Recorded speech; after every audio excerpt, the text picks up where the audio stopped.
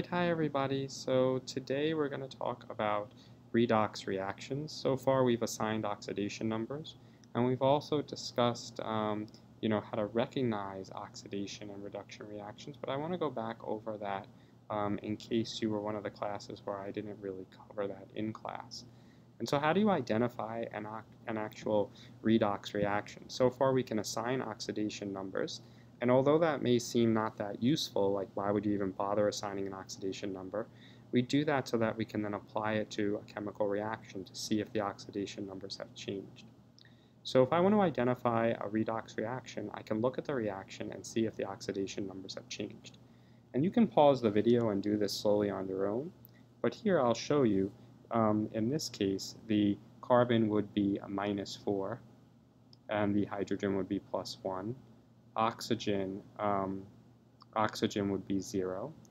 Oxygen would be -2 here and -2 here. Carbon would be +4 and H would be +1. So let's see what changed here in this particular reaction. Looks like the carbon changed from -4 to +4. And so that change alerts me to the fact that there was some kind of oxidation reduction. In this case, the carbon got more positive, so it's going to be an oxidation. And that makes sense because I'm putting it in the presence of oxygen.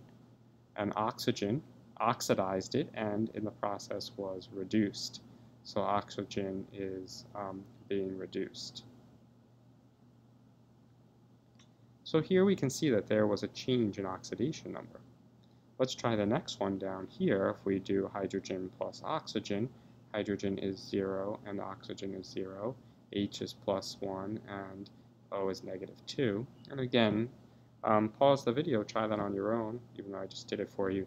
You can see that the changes there, this goes from 0 to +1, it's oxidized, which makes sense, it's in the presence of oxygen, and oxygen was reduced. Now try the next one. Go ahead, pause the video, try the next one, assign the oxidation numbers. So hopefully you got 0, +2, -1, +3, -1, and 0. And again, the aluminum, was oxidized, so that would be getting more positive. The copper was reduced. So now, something that's important for this is to recognize very quickly. You don't want to have to go through if it's a long reaction and assign oxidation numbers. So a quick way to do this actually is to look at the type of reaction. And a key thing to this, to figuring this out, is to look to see if there are any uncombined neutral elements.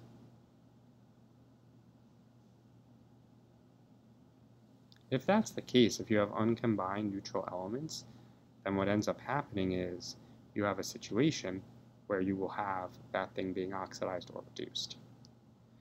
Another way is to look at the type of reaction. Synthesis, decomposition, single replacement, and combustion. Replace. I can spell replacement right. Replacement or combustion. All of these reactions, they all have the same thing in common. They have uncombined elements. And so since I have my uncombined elements, we will have to undergo an oxidation or reduction. Now, as far as once we identify the reaction as oxidation reduction, we then need to balance it. Now, you may look at this and be like, I already know how to balance reactions. I can just look at it in terms of, how many atoms there are. When you want to balance a reaction, we really want to look at it holistically. We want to balance for mass, charge, and energy. Energy is generally written in as a delta H value. Mass, we look for the coefficients. But also, if we have charged species, which you're going to see below, then we need to account that the charge on the left in the reactants is the same as the charge on the right in the products. So here I am, and I have my, I've identified something as an oxidation reduction reaction.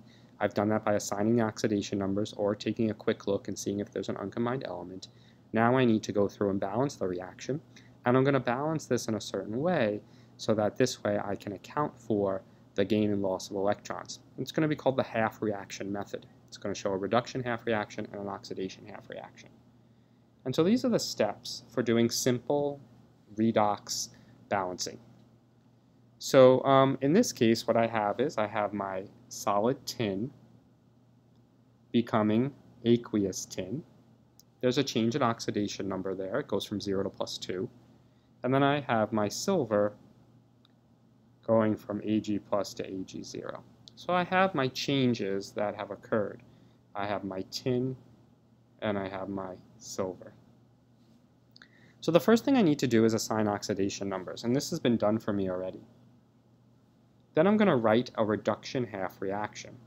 And the reduction half reaction, I look for the charge getting lower. I look for there being a gaining of electrons. And so that's going to be my orange species, my Ag+ becoming Ag0, what I've highlighted in orange in the reaction. Now notice how I did this. I started off with Ag+, and so really what I've done is I just wrote down Ag+. I then see what it changes into. It changes into Ag.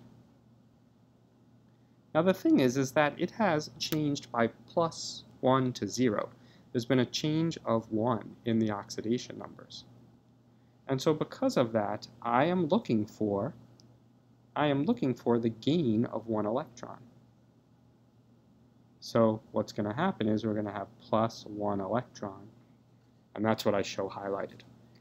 The oxidation half reaction, that's going to be the one in green. That's going to be the tin 0 becoming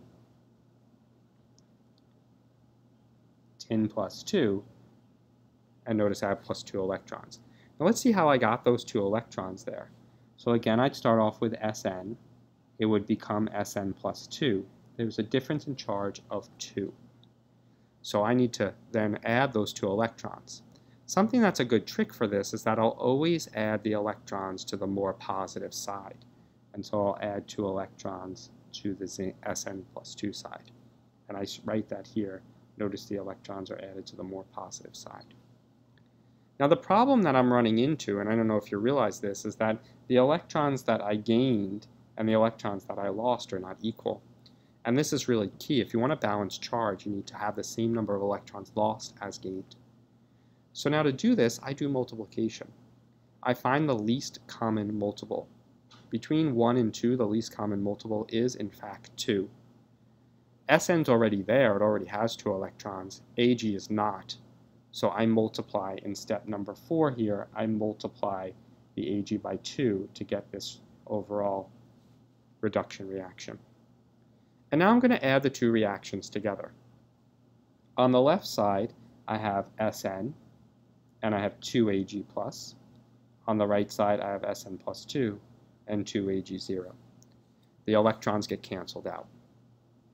This is my overall balanced redox reaction for a simple type of system.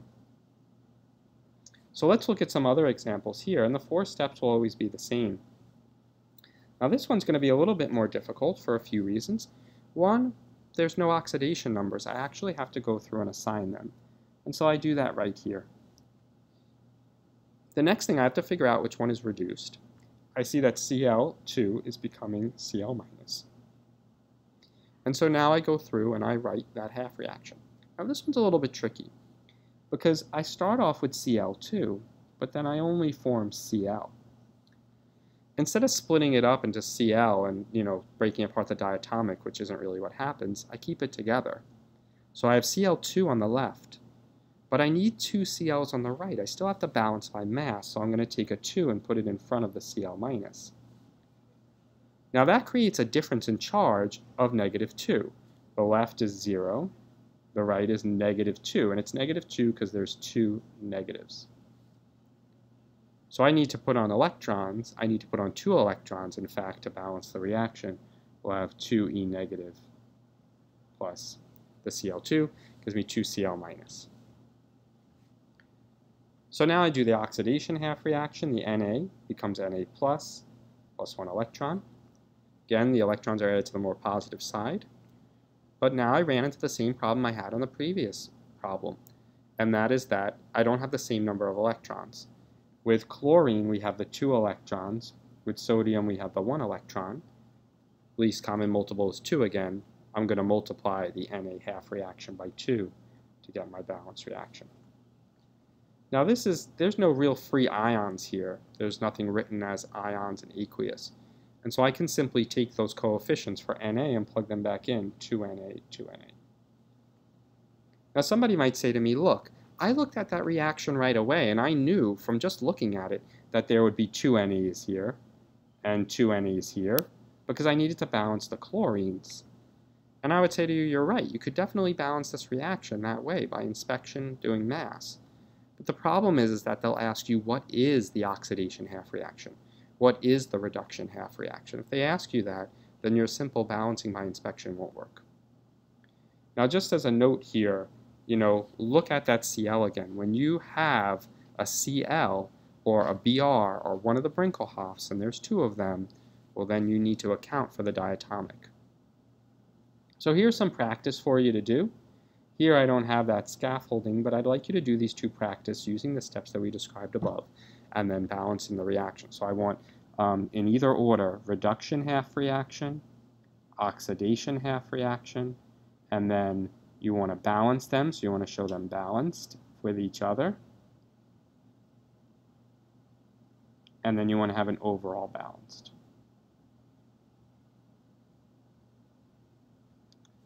So go ahead and give that a try, and let's see how you do. Thanks so much for watching.